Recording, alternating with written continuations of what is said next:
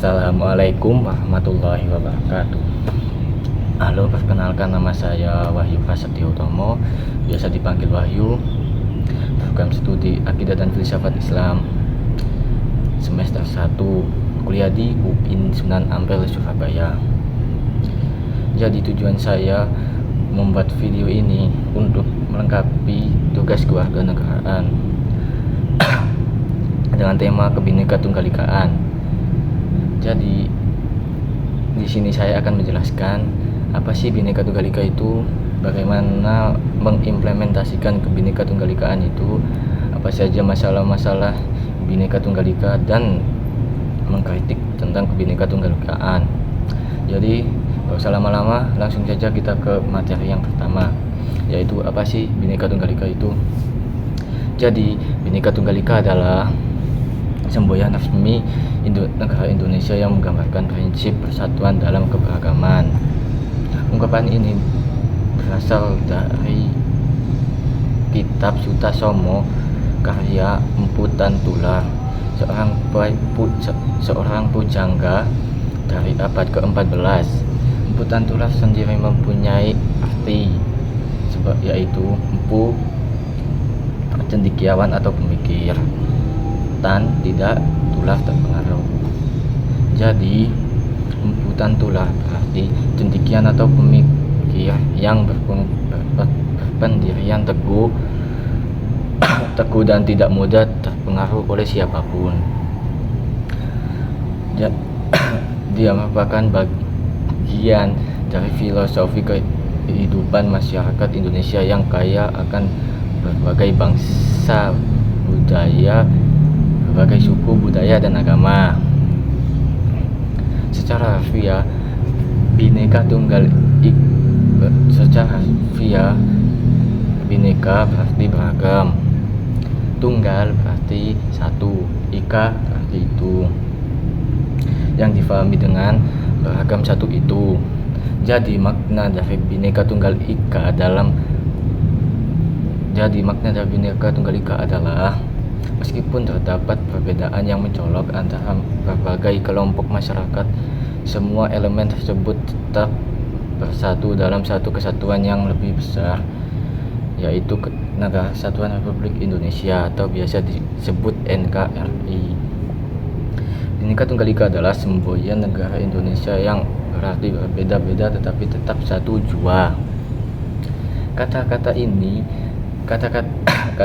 berasal dari bahasa Sanskerta dan pertama kali muncul dalam kitab Sutasoma karya Empu Tantular yang sudah saya jelaskan tadi pada zaman Majapahit.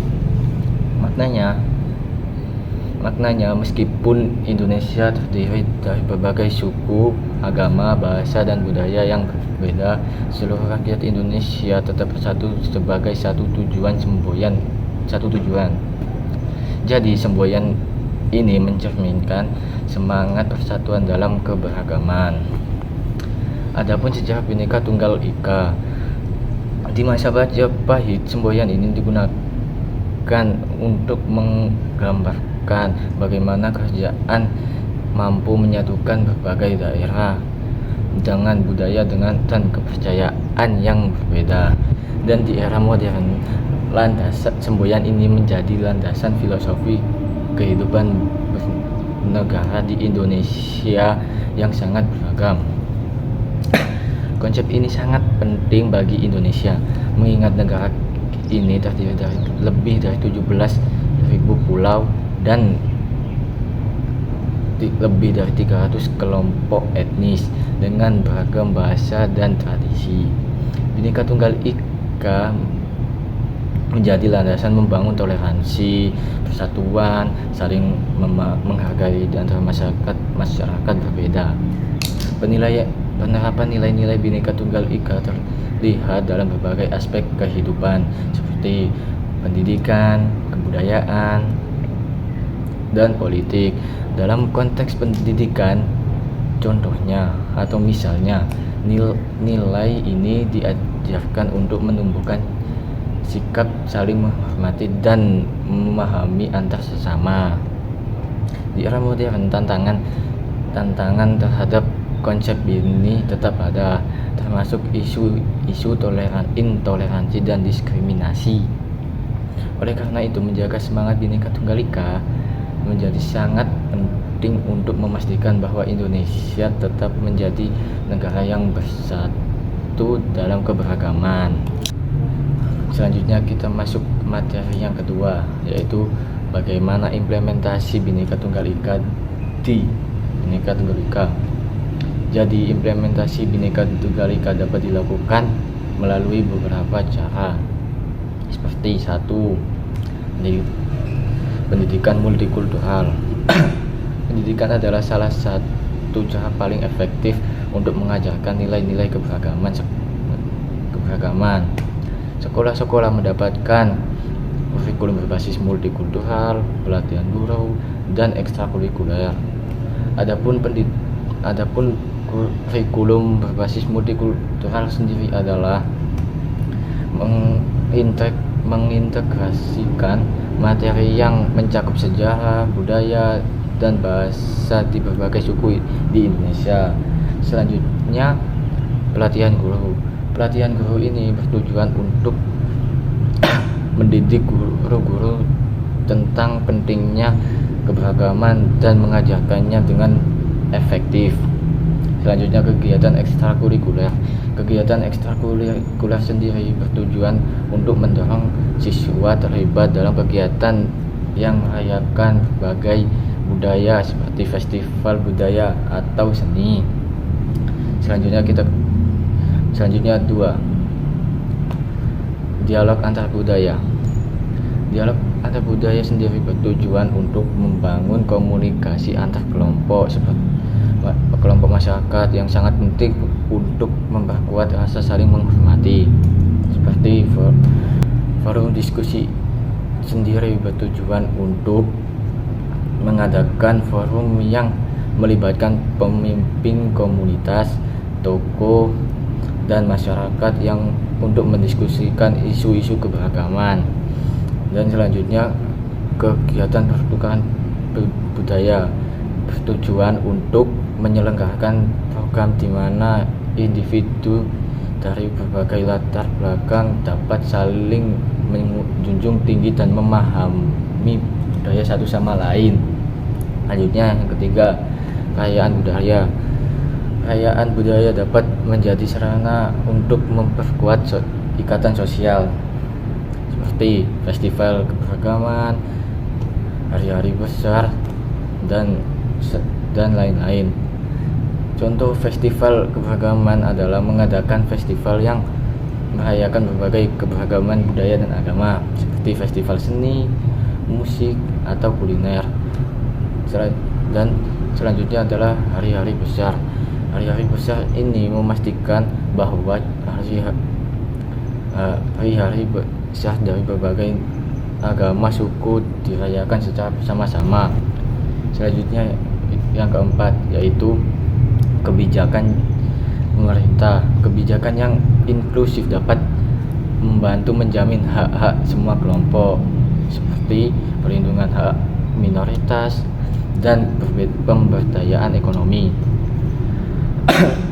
Perlindungan hak minoritas sendiri adalah mengeluarkan undang-undang untuk melindungi hak-hak kelompok minoritas, dan pemberdayaan ekonomi adalah mendorong program yang mendukung pengembangan ekonomi bagi masyarakat yang kurang terwakili. Selanjutnya yang kelima, yaitu media sosial dan kampanye. Media sosial memiliki peran besar dalam membentuk pandangan masyarakat seperti kampanye toleransi dan konten edukatif. Kampanye toleransi dilakukan dengan menggunakan media sosial untuk menyebarluaskan pesan-pesan toleransi dan menghargai perbedaan, dan konten edukatif dilakukan dengan membuat konten yang mendidik masyarakat tentang berbagai budaya, agama, dan tradisi yang ada di Indonesia. Selanjutnya yang keenam, yaitu kegiatan sosial. Kegiatan sosial dapat memperkuat antar kelompok seperti gotong royong dan proyek komunitas. Selanjutnya yang ketujuh, yaitu pendidikan kewarganegaraan. Pendidikan ini mengajarkan tentang nilai-nilai kebangsaan yang menekankan pentingnya Bhinneka Tunggal Ika, seperti kerjasama antar negara. Jadi implementasi Bhinneka Tunggal Ika memerlukan kolaborasi antara pemerintah, masyarakat, dan individu melalui pendidikan, dialog, dan perayaan budaya, kebijakan inklusif, media, dan kegiatan sosial.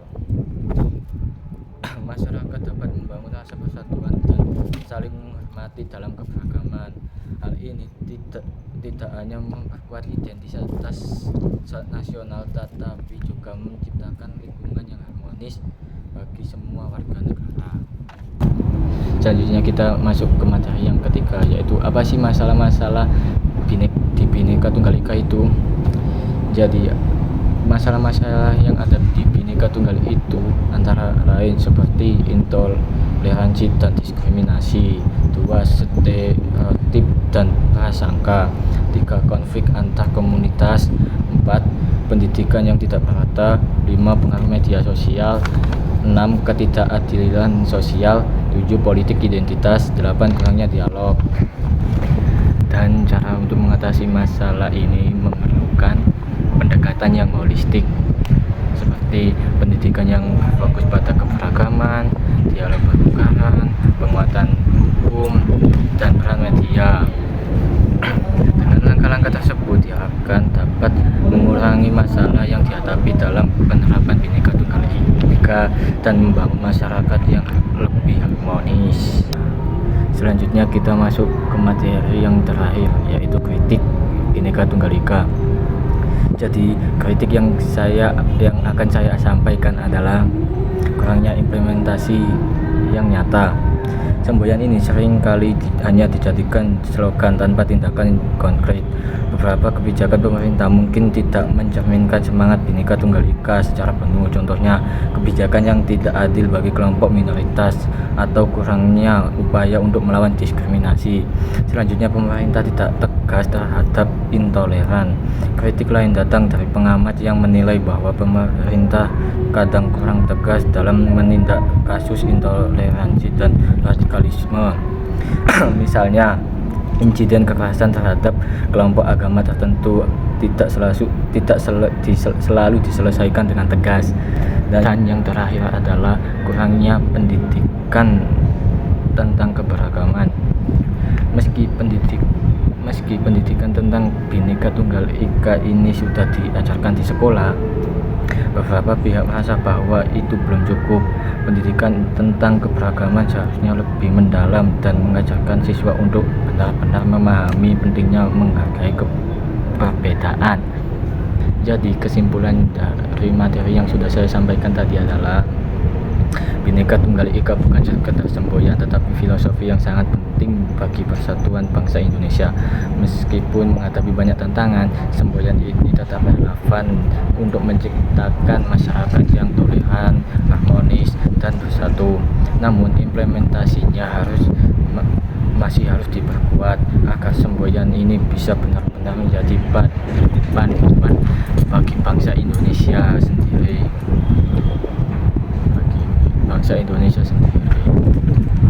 Jadi itu saja yang bisa saya sampaikan. Apabila ada salah kata, saya mohon maaf. See you guys.